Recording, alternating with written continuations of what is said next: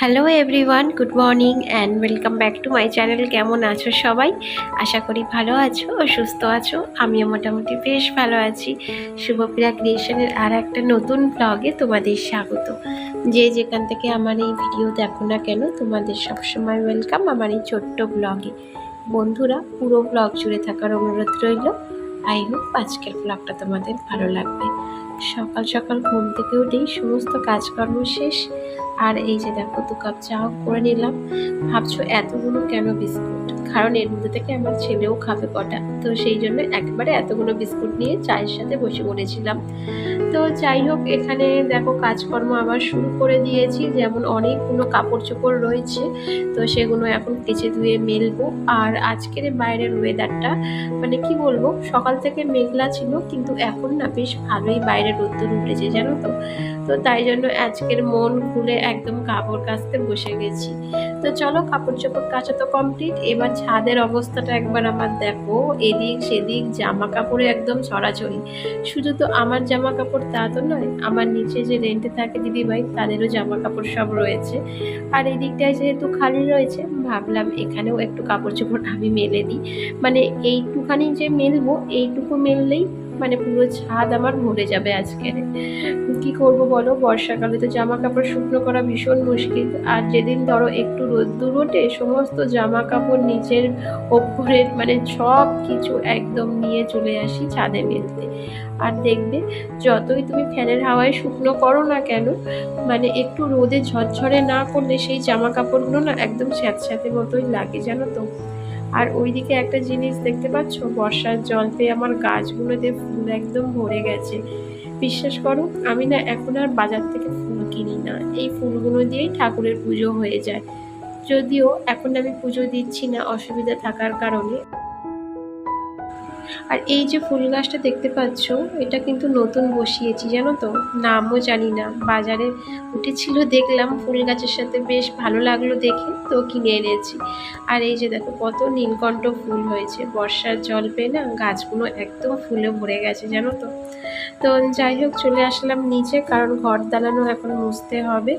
তো দুদিন না ঘর বানান মোছাটা না আমার ঠিকঠাকভাবে হচ্ছে না, কারণ যেহেতু ভীষণ পরিমাণে বৃষ্টি হচ্ছিল, তো তাই যা হোক করে ওপর দিয়ে একটু মুছে নিয়েছিলাম। মানে ফিনাইল বাগেরা কিছুই ইউজ করিনি, কিন্তু আজকের ফিনাইল দিয়ে ঘষে ঘষে আমি ঘর মুছছি। যেহেতু বাইরের ওয়েদারটা আজকে বেশ সুন্দর জানো তো। জানি না কতক্ষণ যে এত সুন্দর ওয়েদার থাকবে, শুধু এটুকুই বলতে পারি যে যাতে আমার জামা কাপড়গুলো অন্তত শুকনো হয়ে যায়।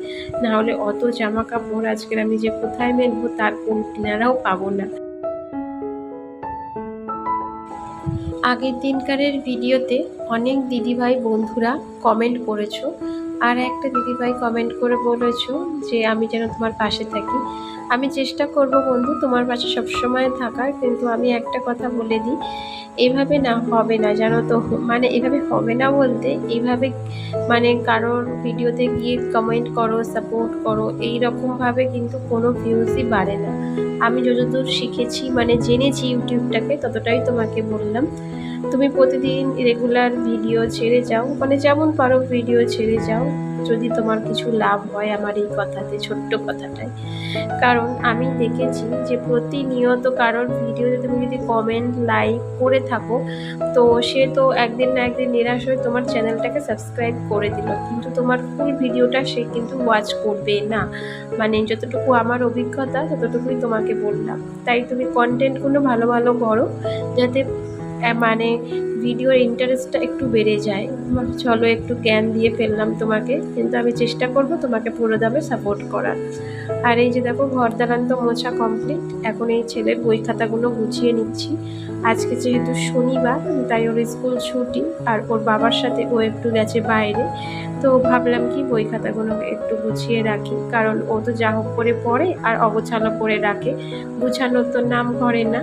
তো যাই হোক, এখানে দেখো আমার ছেলে বাইরে থেকে চলে এসছে আর আমি এখানে একটু পেইন্ট করছি, মানে একটু ছবি এঁকে দিচ্ছি যাতে ও বসে বসে একটু রং করে, না হলে তো সারাক্ষণ ফোন নিয়ে বসে থাকে।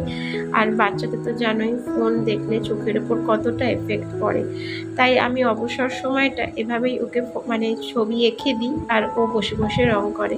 এই আইডিয়াটা না আমি বেশ নিজে থেকেই আমি মানে ভেবে নিয়েছি যে যখনই অবসর সময় থাকবে, ওই স্কুল থেকে বাড়ি আসবে, তখন আমি ওকে এইভাবেই কাজ দেবো আর ও বসে বসে করবে, যাতে ওর ফোন দেখার নেশাটা একটু কমে।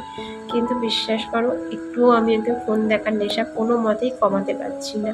এই যে দেখছো ভাত খেতে বসেছে, তার সাথেও ফোন নিয়ে বসেছে, মানে ফোন না দেখলে, কার্টুন না দেখলে ও ভাত খাবে না, মানে এমনই একটা বদ বাজে অভ্যাস, সেটা আমি কোনো মতেই ওকে ছাড়াতে পারছি না, জানো তো। আর নিজের উপরও ভীষণ পরিমাণে বিরক্ত ফিল হয় এখন।